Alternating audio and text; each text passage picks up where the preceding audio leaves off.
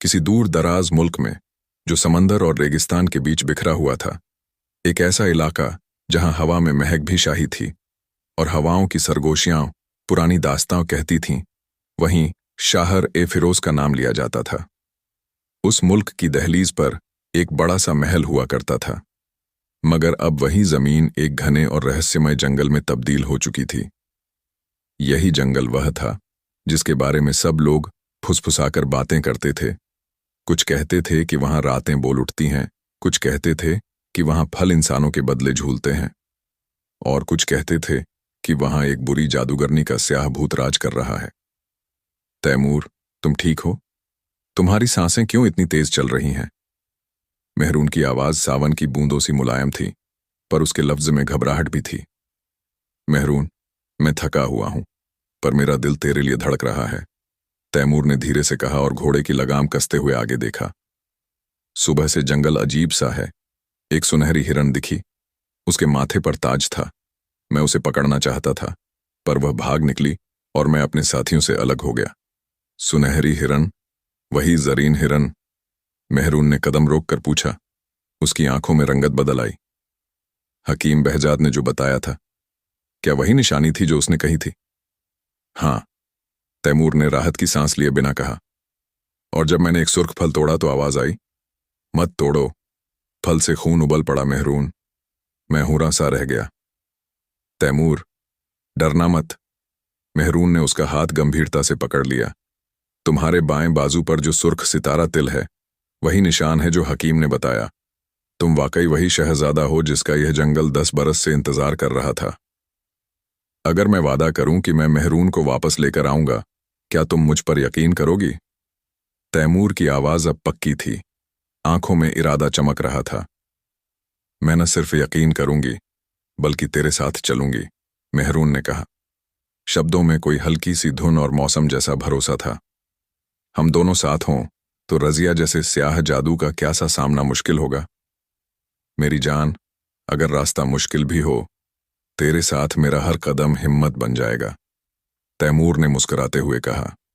हम पहले हकीम बहजाद के पास जाकर पूरी कहानी सुनेंगे और फिर मैं वही करूंगा जो मुझे बताया गया है। तैयार रहो, मेहरून ने धीरे से कहा। तुम्हारे लिए दुआ भी करूंगी और जब भी संभव होगा तुम्हें मेरे ख्यालों में मैं रास्ता दिखाऊंगी।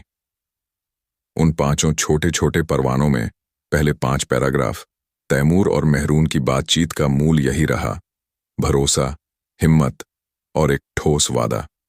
हवाओं में उनका वादा गूंज रहा था और शाहर फिरोज की धरती पर शाम की कामत गहरी होती जा रही थी। तैमूर ने मेहरून की आंखों में देखा, फिर घोड़े से उतरकर पेड़ की छांव में बैठ गया। उसने अपने कपड़ों से मिट्टी झाड़ी और कहा, मेहरून, अगर मैं वचन निभा लूं, क्या तुम वाकई मुझसे वही वादा मानकर चलोगी? मेहरून ने धीरे से सिर हिलाया और कहा, मैं तेरे साथ चलूंगी और जब जरूरत होगी तेरी आवाज बनकर तेरे कानों में कानाफूसी कर दूंगी। रात का पहरा आने को था। वे दोनों उस घने जंगल की सीमा पर खड़े थे। एक तरफ अंधेरी पत्तियां, दूसरी तरफ दूर क्षितिज पर शाहर फिरोज की याद। तैमूर ने तलवार की हत्थी थामी और फिरोजा टोपी को कस लिया। मेहरून ने अपनी रिचाई पर हाथ फेरकर अपनी सौम्य दुआओं का साथ दिया और इस तरह उनकी शुरुआत हुई, जिस शुरुआत में इरादे बुलंद और दिलों में नूर की आशा घर किए हुए थे। जंगल की नमी और खामोशी में तैमूर कुछ देर तक उसी पेड़ के नीचे खड़ा रहा जहां से वह सुर्ख फल का रहस्य सुन चुका था। हवा का झोंका आया और पत्तियों के बीच एक धीमी सरसराहट हुई, मानो जंगल खुद उससे बातें करना चाहता हो। तभी अचानक सामने वही बुजुर्ग प्रकट हुए, सब्ज लिबास में, चेहरे पर तेज और हाथ में आसान लिए। तैमूर ने तलवार थोड़ा नीचे की और बोला, आप कौन हैं? और आप ही वह आवाज थे जिसने मुझे फल तोड़ने से मना किया था? बुजुर्ग ने धीमी मुस्कान के साथ कहा, हाँ बेटा, मैं ही था। मेरा नाम हकीम बहजाद है और तुमने जिस फल को रसदार फल समझकर तोड़ा, वह असल में इंसान था। इस जंगल की हर चीख, हर आह, हर सरसराहट, वह किसी इंसान की कैद का दर्द है। तैमूर के रोंगटे खड़े हो गए। इंसान? उनका ऐसा हाल क्यों है? जंगल इस तरह क्यों रो रहा है? हकीम बहजाद ने उसे इशारे से झोपड़ी की ओर बुलाया। झोपड़ी सादा थी, लेकिन जैसे उसके अंदर हर चीज कुछ न कुछ कहानी कहती हो। जैसे ही दोनों बैठे, हकीम ने मिट्टी की थाली सामने रखी। थाली उसी लम्हे खुद ब खुद 3 किस्म के खाने से भर गई। तैमूर ने थाली को दे हैरान होकर पूछा, ये क्या? आप कोई जादूगर हैं क्या? हकीम मुस्कुराए, नहीं बेटा, जादू नहीं। ये बस उस इलाही करामत का हिस्सा है जो मुझे इस जंगल की पहरेदारी के लिए मिली है। खाओ, फिर मैं तुम्हें इस जंगल की पूरी हकीकत बताता हूं। तैमूर ने खाना खाया और फिर हकीम बहजाद ने लंबी सांस लेकर कहना शुरू किया। आज से 10 साल पहले यही इलाका शाह-ए-फिरोज नाम का एक खुशहाल मुल्क था। बादशाह ख्वाजा इमरान न्यायप्रिय, दयालु और अपनी रियाया से बेहिसाब मोहब्बत करने वाले थे। उनकी एक ही बेटी थी, खूबसूरत, पाकिज़ा और रोशन नए की मालकिन शहजादी मेहरून। तैमूर का दिल जोर से धड़का।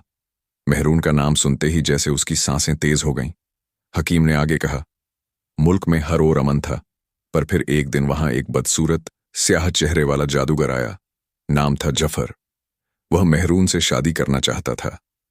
इनकार पर वह गुस्से में आया और दरबार में तबाही मचा दी। लेकिन मेहरून ने हिम्मत करके तलवार उठाई और उसे वहीं खत्म कर दिया। तैमूर ध्यान से सुन रहा था। आंखों में चमक और रोश दोनों थे। जफर की मौत ने उसकी मां ख्वाहिशों से भरी, बुरी और खून सी काली जादूगरनी रजिया को आग बबूला कर दिया। उसने अपना काला जादू पढ़ा और देखते ही देखते पूरा मुल्क एक घने जंगल में बदल गया। इंसान फल बने, परिंदे बने, जानवर बने। सिर्फ बादशाह को उसी हाल में रहने दिया गया, और वह भी इसलिए कि वह अपने लोगों का दर्द अपनी आंखों से देखता रहे। तैमूर की मुट्ठियां कस गईं। और मेहरून, उसका क्या हुआ? हकीम बहजाद ने गहरी सांस ली। रजिया ने उसे उठा लिया, अपने स्याह आसमान महल में ले गई। वहां उसे 10 बरस से कैद रखा है। उसे हर रोज जुल्म देती है, और अब सिर्फ 2 दिन बाद रजिया मेहरून के जिस्म में अपनी रूह डालने वाली है। तैमूर खड़ा हो गया। उसके चेहरे पर अब एक ही चीज थी, इरादा। मुझे बताइए हकीम साहब, मैं उसे कैसे बचाऊं? मुझे क्या करना होगा? हकीम बहजाद ने अपनी झोपड़ी के कोने में रखी छोटी संदूकची खोली। यही कारण है कि तुम इस जंगल तक खींचे आए। यह तकदीर का बुलावा था।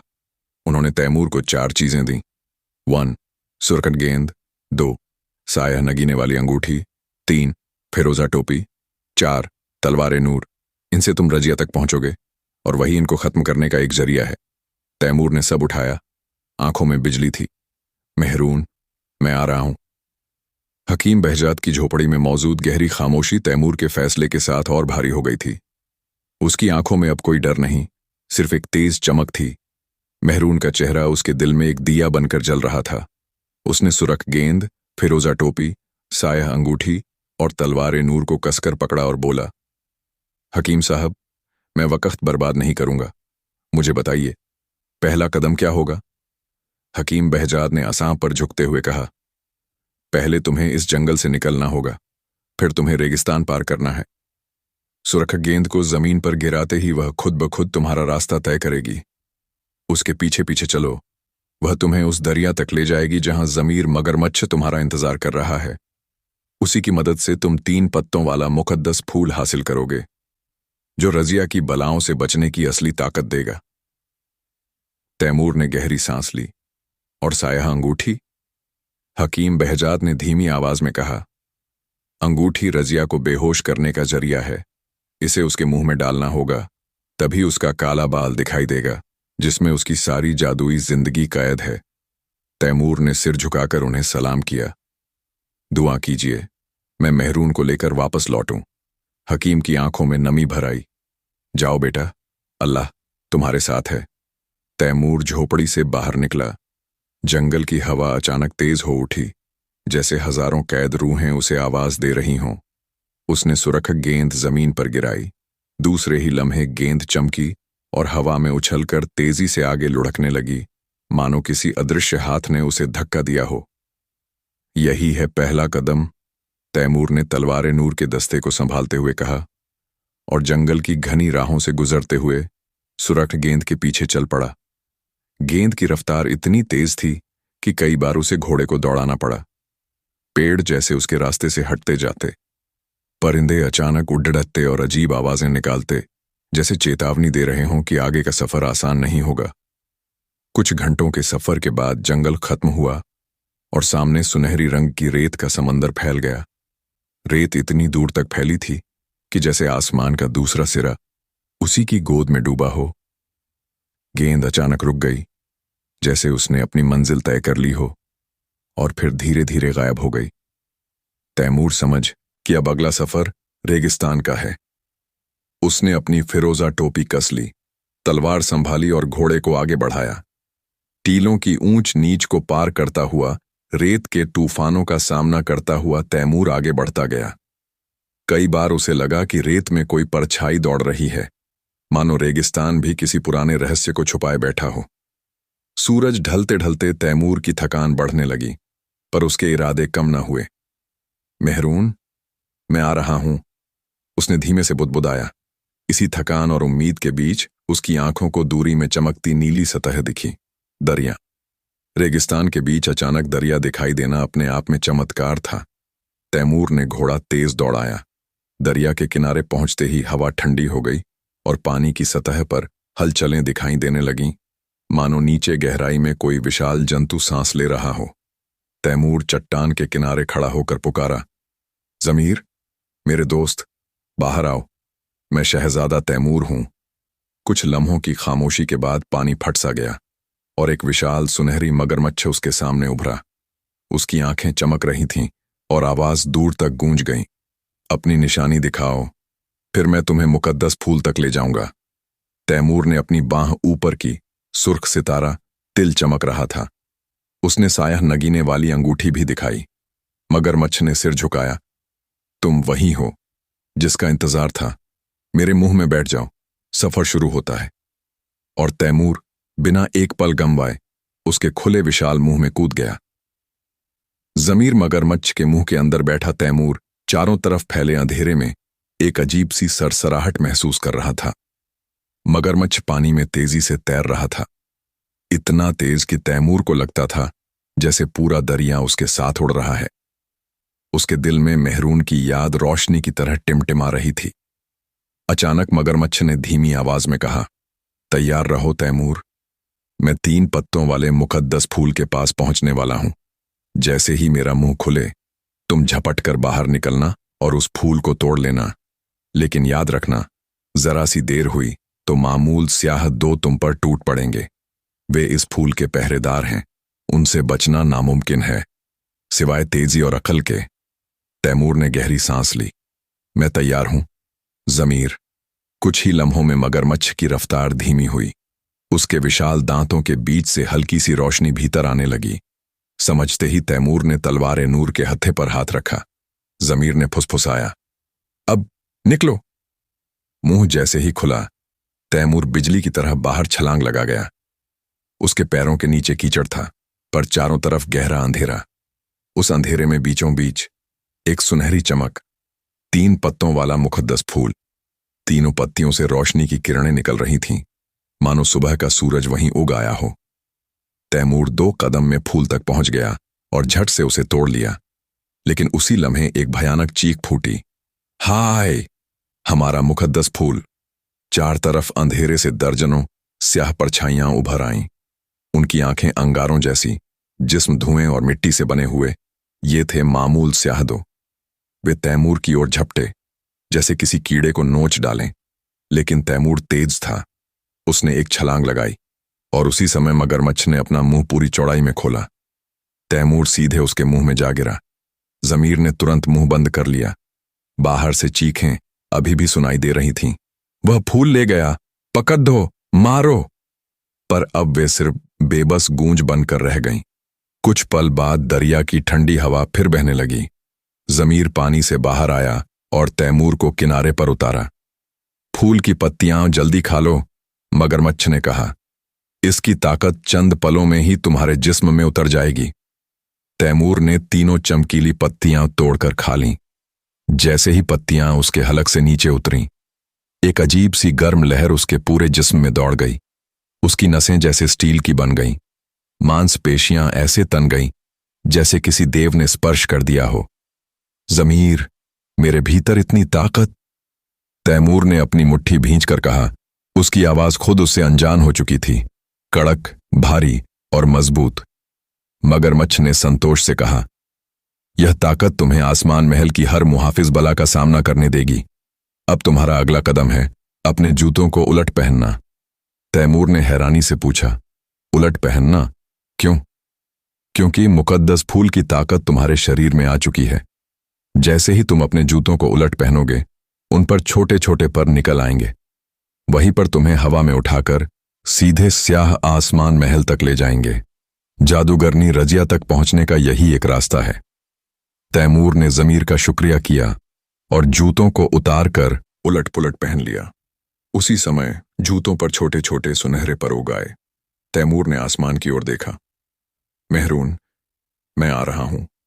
परों ने जोरदार हरकत की और अगले ही लम्हे तैमूर जमीन से ऊपर उठ गया। वह हवा को चीरता हुआ बादलों के बीच घुस चुका था। अब उसका अगला पड़ाव था जादूगरनी रजिया का स्याह आसमान महल। परों वाले जूते तैमूर को इतनी तेजी से ऊपर ले जा रहे थे कि हवा की आवाज भी पीछा नहीं कर पा रही थी। बादलों के ऊपर पहुंचते ही उसे दूर एक काला धब्बा दिखाई दिया, जैसे हवा में तैरता कोई विशाल सर्प। कुछ पल बाद वह समझ गया, वह धब्बा स्याह आसमान महल था। महल मानो आग में तपकर काला हुआ हो। उसके चारों तरफ धुएं जैसी परतें घूम रही थीं। डंठल जैसे निकले हुए मीनारें हवा को चीर रही थीं। तैमूर ने अपनी तलवार-ए-नूर कसकर पकड़ी और कहा, मेहरून, बस कुछ ही कदम। लेकिन महल तक पहुंचना आसान नहीं था। जैसे ही वह नजदीक पहुंचा, आसमान में एक भयावह सरसराहट हुई। फड़, फड़, फड़। 4 विशाल शेर रंग के उड़ने वाले सांप अचानक उसके चारों तरफ प्रकट हो गए। उनके पंख काले और आंखें लाल अंगारों जैसी। उनमें से एक ने फुफकार कर कहा, वापस लौट जा इंसान, यह रजिया का इलाका है। तैमूर ने तलवार उठाई। मेरे कदम अब पीछे नहीं हटते। सांपों ने एक साथ हमला किया। तैमूर हवा में घूमकर एक के ऊपर झपटा। तलवार-ए-नूर उसकी देह से टकराई और उसी पल वह सांप आग का गोला बनकर गायब हो गया। दूसरे ने पूंछ से हमला किया।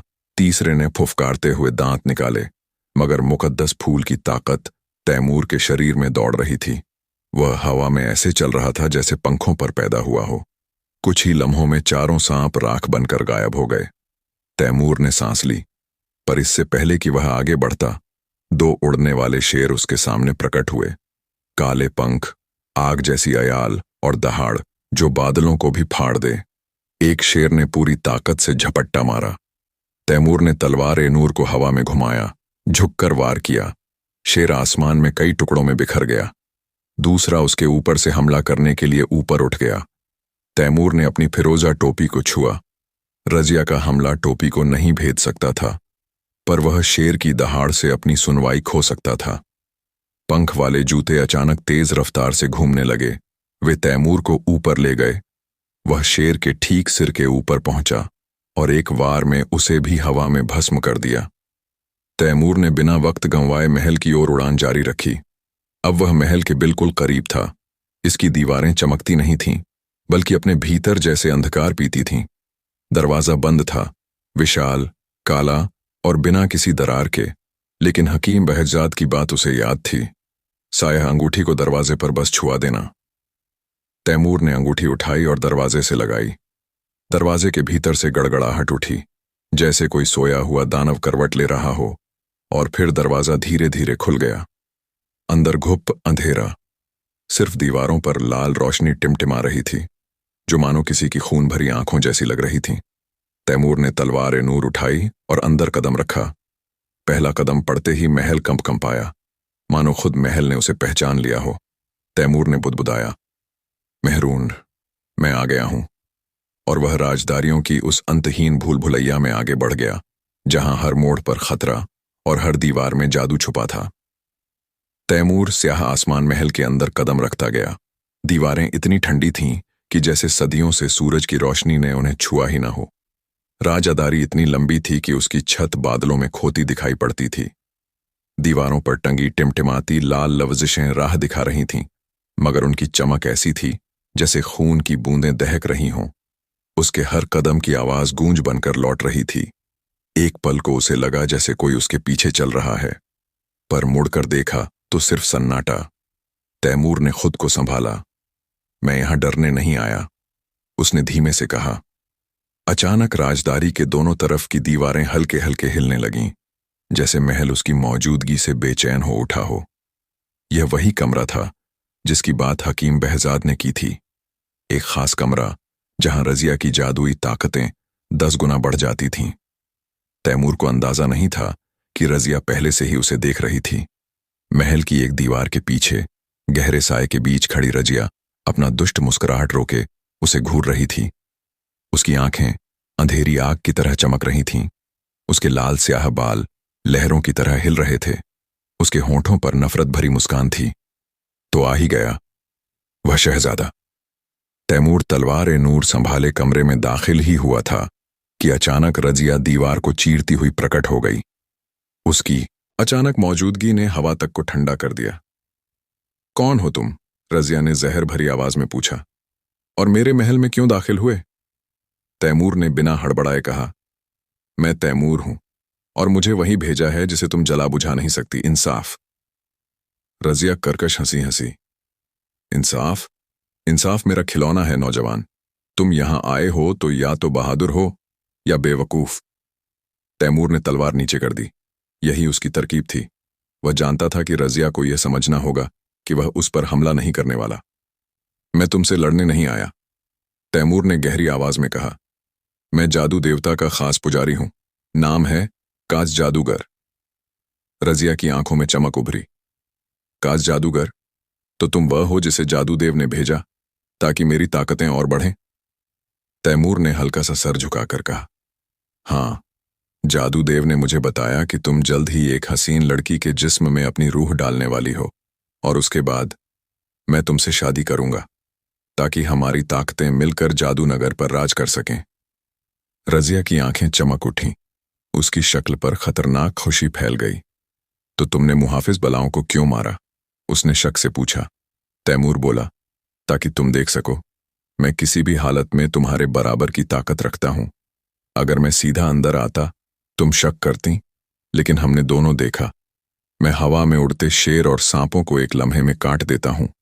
रजिया सोच में पड़ गई। उसका शक धीरे धीरे मिट रहा था। तैमूर ने इसका फायदा उठाया और बोला, जादूदेव ने तुम्हारे लिए सायह नगीना भेजा है। इसे खाओ, फिर उस पत्थर बनी लड़की को इंसानी हालत में लाओ ताकि मैं उसे अपने हाथों से हलाक कर सकूं और तुम उसके जिस्म में दाखिल हो सको। रजिया की आंखें पागलपन से फैल गईं। वाकई वह नगीना मेरे लिए? तैमूर ने सिर हिलाया और सायह अंगूठी का काला नगीना निकालकर उसके हाथ पर रख दिया। खाओ इसे, तैमूर ने धीमे पर दृढ़ स्वर में कहा। रजिया ने बिना सोचे निगल लिया और अगले लम्हे वह जमीन पर गिर पड़ी, बेहोश। तैमूर ने गहरी सांस ली। अब असली काम शुरू होता है। रजिया के बेहोश होते ही पूरा कमरा स्याह धुएं से भर उठा, जैसे उसके गिरते ही महल का दिल कांप उठा हो। तैमूर तेजी से आगे बढ़ा। उसे मालूम था कि उसके पास वक्त बहुत कम है। रजिया की बेहोशी लंबी नहीं रहेगी। सबसे पहले उसने उसकी सुर्ख बालों में उंगलियां फेरकर वह एक स्याह बाल ढूंढना शुरू किया, जो उसकी पूरी जादुई जिंदगी का केंद्र था। हकीम बहजाद ने कहा था, जब तक वह काला बाल उसके सर पर है उसे कोई नहीं मार सकता। रजिया की लटें मोटी और उलझी हुई थीं। हवा जैसे उन्हें हिला रही थी। तैमूर ने गहरी सांस ली। उसकी नब्ज तेज हुई और फिर उसे वह मिला, एक बिल्कुल काला बाल, बाकियों से अलग, जैसे अंधकार की जड़ हो। यही है, तैमूर ने बुदबुदाया। उसने निडर होकर उस बाल को पकड़कर एक झटके में तोड़ लिया। तोड़ते ही कमरे में जोरदार धमाका हुआ। महल की दीवारें कांप उठीं, फर्श में लकीरें उभर आईं, छत से राख झड़ने लगी। रजिया का शरीर अचानक सख्त हो गया, फिर ढीला पड़ा। उसकी आंखें खुलीं और एक दिल दहलाने वाली चीख निकली। अफसोस, मेरे काले बाल को तोड़ दिया। उसकी आवाज हवा में बिखरते ही पूरी तरह गायब हो गई। कमरा अंधेरे में डूब गया। कुछ सेकंड बाद अंधेरा छूटा और रजिया का शरीर काले धुएं में बदलते हुए मिटने लगा। तैमूर उठ खड़ा हुआ। सब खत्म? लेकिन नहीं, वह जानता था अभी एक काम बाकी है। कमरे के कोने में पत्थर की बनी हुई शहजादी मेहरून खड़ी थी, चेहरा उदास, आंखें बंद, लेकिन उसमें भी वही पुरानी रोशनी छिपी हुई जिसे उसने पहली बार महसूस किया था। तैमूर उसके पास गया, उसके पत्थर के गाल को हाथ लगाया, ठंडा, भारी, बेजान। मेहरून, उसकी आवाज कांप गई। मैं वादा निभाने आया हूं, उसने याद किया। हकीम बहजात ने कहा था, जैसे ही रजिया मरेगी तुम्हें अपने सर की फिरोजा टोपी जलानी होगी। उसी के धुएं से वह तिलिस्म टूटेगा जो पूरे मुल्क को जंगल बनाकर कैद किए बैठा है। तैमूर ने टोपी उतारी। जरूरी था कि आग कहीं से मिले। महल की दीवारों में से एक थपेड़े की तरह अचानक चिंगारियां फूटी। तैमूर ने उसी से टोपी को जलाया। जैसे ही टोपी जली, काले धुएं के बादल उठे और पूरी राजदारी में फैल गए। फिर वे बादलों की तरह बाहर की ओर भागे। महल कांप गया और अचानक पूरा महल टूटने लगा। दीवारें चटकने की आवाजें, जमीन डोलने लगी, हवा तेज हो गई। तैमूर ने तेजी से मेहरून की पत्थर बनी मूर्ति को अपनी बाहों में उठा लिया और जैसे ही महल का एक बड़ा हिस्सा गिरा, उसी क्षण आंखों में तेज सफेद रोशनी चमक। कुछ ही पलों में सब कुछ गायब। महल, धुआं, अंधकार, सब रोशनी में समा गया। जब रोशनी की तेजी कम हुई, तैमूर ने खुद को उसी जंगल में पाया, लेकिन अब जंगल बदल रहा था। पेड़ों पर लटके फल इंसानों में बदल रहे थे, जानवर इंसानों की शक्लें ले रहे थे, धरती के रंग बदलने लगे। जंगल की हरियाली की जगह भवन, गलियां और हवेलियां उभरने लगीं। सीधा वही हो रहा है जिसका वादा था। और उसके सामने मेहरून अब पत्थर नहीं, बल्कि पूरी तरह इंसानी रूप में धीरे धीरे आंखें खोल रही थी। तैमूर ने उसकी ओर टकटकी लगाई। मेहरून की पहली सांस और उसकी आंखों में तैमूर का चेहरा। तैमूर, उसकी आवाज कांपते हुए निकली। तुम आ गए। तैमूर की आंखें भर आईं। मैंने कहा था, मैं तुम्हें लेने जरूर आऊंगा। मेहरून की आंखें खुलते ही चारों तरफ की हवा जैसे हल्की हो गई। उस खौफनाक जंगल, स्याह तिलिस्म और 10 बरस की कैद के बाद उसकी पहली नजर तैमूर पर पड़ी और उसके चेहरे पर आंसुओं की महीन, थरथराती हुई मुस्कुराहट उभर आई। वह कांपती हुई आवाज में बोली, तैमूर, तुम सचमुच आए। मैं तो हर लम्हा सोचती थी कि शायद मेरी पुकार हवा में खो जाएगी। तैमूर ने उसके दोनों हाथ थाम लिए। मेहरून, मैंने वादा किया था, तुम्हें फिर कभी अकेला नहीं रहने दूंगा। चाहे रजिया हो, चाहे आसमान महल, मैं तुम्हें वहां से निकाल ही लाता। मेहरून की सांसें अभी भी कांप रही थीं। 10 साल, तैमूर, 10 साल मैंने इस आस में गुजारे कि कोई आएगा और तुम ही थे वो उम्मीद। उसने सिर झुकाकर तैमूर की छाती से लगते हुए कहा, मुझे लगा था कि शायद मैं मर ही जाऊंगी। रजिया की रूह मेरे जिस्म में दाखिल हो जाएगी। तैमूर ने नरमी से उसके बालों को सहलाया। अब वो सब खत्म हो गया है। रजिया नहीं रही और उसका जादू भी मिट चुका है। पर उनका यह मिलन कुछ क्षणों का ही था, क्योंकि अगली ही पल तेज धमाके की आवाजें चारों तरफ फैल गईं। चारों दिशाओं से चिंगारियां उठीं, जैसे पूरा जंगल अपनी असली शक्ल में लौटने के लिए खुद को झकझोर रहा हो। दूर से किसी बूढ़ी आवाज ने पुकारा, तैमूर, मेहरून। दोनों ने मुड़कर देखा।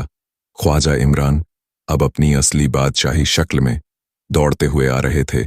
उनके चेहरे पर हैरत, खुशी और बेपनाह राहत 300 साल की धूप जैसे चमक रही थी। उनकी आंखें भर आईं।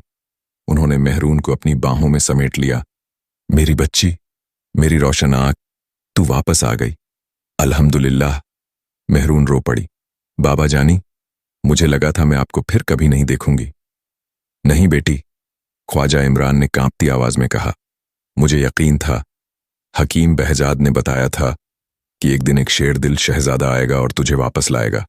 मैं बस उस रोज का इंतजार करता रहा। उन्होंने तैमूर की ओर देखा। उनकी आंखों में कृतज्ञता का समंदर था।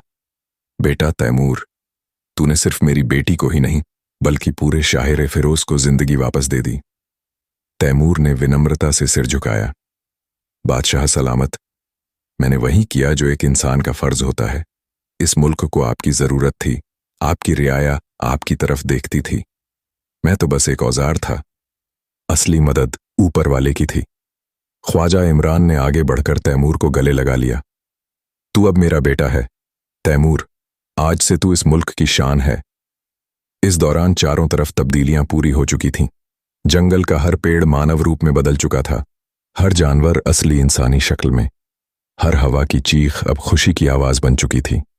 एक महल जो कभी तिलिस्म में दबा हुआ था, अब पूरी शान से आकाश में चमक उठा। लोग इकट्ठा होकर चिल्ला रहे थे, शहजादी जिंदा लौट आई, शाहर-ए-फिरोज आजाद हो गया, तैमूर बादशाह जिंदाबाद। मेहरून ने तैमूर का हाथ थामकर धीमे से कहा, क्या तुम वास्तव में मेरे साथ रहोगे हमेशा? तैमूर मुस्कुराया, मेहरून, अब मेरा दिल, मेरी जान और मेरा हर कदम तुम्हारे साथ है। ख्वाजा इमरान ने दोनों के हाथ एक दूसरे के ऊपर रखे। उनकी आवाज बादशाही पर गमगीन मसरूर थी। आज से तुम दोनों जस्ट नहीं बल्कि पूरे मुल्क के लिए उम्मीद हो। शाहर-ए-फिरोज अब उन चीखों और सायों का घर नहीं रहा था जो 10 बरस तक इस मुल्क में गूंजती चली आई थीं। हवा जैसी सदियों बाद खुलकर सांस ले रही थी। महल की ऊंची ऊंची मीनारें फिर अपने असली रूप में चमकने लगीं। हर तरफ दूर दूर तक रोशनी फैली थी, जैसे अंधेरे का बंधन टूटकर उजाला बह निकल आया हो। तैमूर, मेहरून और ख्वाजा इमरान अब महल की सीढ़ियों पर खड़े थे। नीचे पूरी रियाया जमा थी, हर इंसान की आंखों में खुशी, राहत और तैमूर के लिए बेपनाह मोहब्बत। जैसे ही दोनों नीचे उतरे, लोगों ने नारे लगाने शुरू कर दिए। शहजादा तैमूर जिंदाबाद, शहजादी मेहरून सलामत रहें। जादूगरनी का तिलिस्म टूटा, मुल्क फिर से आबाद हुआ। मेहरून ने यह सब देखकर आंसू पोंछे और धीमे से कहा, तैमूर, देखो, इन लोगों की खुशी, इन्हें तुमने जिंदगी लौटाई है। तैमूर ने उसकी तरफ देखा, मेहरून, इनकी खुशी मेरी जीत नहीं, तुम्हारी भी है। तुमने ही तो सबसे पहले उस जफ्फर को हराया था। अगर तुम हिम्मत न दिखाती तो ये दिन कभी नहीं आता। मेहरून ने मुस्कुराते हुए कहा, तुम्हारे बिना ये लड़ाई अधूरी थी और मेरी जिंदगी भी। इसी दौरान ख्वाजा इमरान ने अपनी आवाज बुलंद की, शाहर-ए-फिरोज के लोगों, आज तुम्हारे सामने वह नौजवान खड़ा है जिसने अकेले उस जादूगरनी का अंत किया, जिसने हमें जंगलों में कैद किया था, जिस बहादुर ने मौत से लड़कर मेरे बेटी को छुड़ाया। मैं चाहता हूं तुम सब इस वीर का शुक्रिया अदा करो। लोगों ने जोरदार नारा लगाया, तैमूर हमारा नायक। तैमूर थोड़ा झिंझका, बादशाह सलामत, ये सब आपके मुल्क की अमानत थी। मुझे सिर्फ एक ही चीज की फिक्र थी, मेहरून। ख्वाजा इमरान हंस पड़े, और तेरी वही फिक्र आज हम सबकी खुशी बन गई है। इसी बीच कुछ बुजुर्ग दरबारी आगे आए। उनके हाथों में बड़ा सा चांदी का ताज और एक रेशमी दुपट्टा था। उन्होंने कहा, बादशाह सलामत, मुल्क की रिवायत के मुताबिक जिसने इस मुल्क का उद्धार किया उसे नूर-ए-फिरोज की उपाधि दी जाती है। और उन्होंने तैमूर के माथे पर हल्के हाथ से दुपट्टा रखा। मेहरून ने गर्व से उसके कंधे पर हाथ रखा। तैमूर, आज तुम सिर्फ मेरे नहीं बल्कि इस पूरे मुल्क के रखवाले हो। लेकिन यह खुशी अभी चरम पर ही थी कि अचानक हवा में अजीब खड़खड़ाहट हुई। सारे लोग सन्न रह गए। आसमान में काले धुएं का एक गोला उभरने लगा। कुछ ही पल में वह घूमता हुआ नीचे आने लगा, जैसे कोई बाकी बचा हुआ तिलिस्म मरते मरते फुसफुसा रहा हो। सब लोग डर गए। मेहरून तैमूर के पीछे आ खड़ी हुई। तैमूर ने तलवार कसकर पकड़ी। क्या रजिया का कोई आखिरी वार बाकी है? ख्वाजा इमरान ने घबराए स्वर में कहा, नहीं, यह वह धुआं है जो उसके जादू और उसकी मौत से उठा है। इसे रिहा किया जा रहा है ताकि इस धरती से उसका नाम भी मिट जाए। धुआं घूमता हुआ ऊंचाई पर उठा और एक तेज आवाज के साथ फट गया, और फिर पूरा आकाश साफ हो गया, जैसे रजिया की कोई भी निशानी इस दुनिया में बची ही ना हो। रियाया ने चैन की सांस ली। ख्वाजा इमरान ने कहा, अब सिर्फ एक ही चीज रह गई है। तैमूर, क्या तुम मेहरून को जीवन साथी बनाने के लिए हामी भरते हो? तैमूर ने मेहरून के हाथ पकड़ते हुए दृढ़ता से कहा, हां, मैंने उसे बचाने के लिए जान दांव पर लगाई थी, और अब मैं उसकी हर खुशी में अपनी जिंदगी लगा दूंगा। मेहरून शर्माते हुए मुस्कुराई, और मैं हमेशा तैमूर के साथ रहूंगी। रियाया फिर चिल्ला उठी, मुबारक मुबारक।